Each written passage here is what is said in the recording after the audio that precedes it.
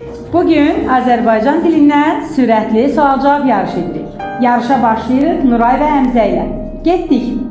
Sarı, qoşma yoxsa ədadır? Qoşma. Birinci Həmzə cavab verir, doğrudur. Fatimə və Bəxtiyarla davam edirik. Da, qoşma yoxsa ədadır? Ədad. Bir de yenge olay. Ben burada da varım. Doğru cevap verdim Fatimə. Fatimə'ni almışsınız.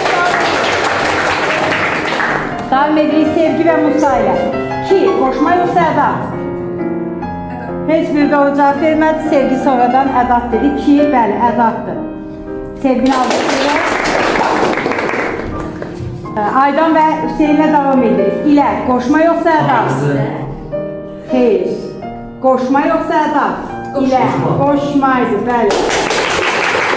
Hal-hazırda yarım finaldayıq. Birinci mərhələnin qalibləri ilə davam edirik. Amma bağlayıcı ədat? Bağlayıcı. Bağlayıcı. Həmzə yenə ilk cavab verdi.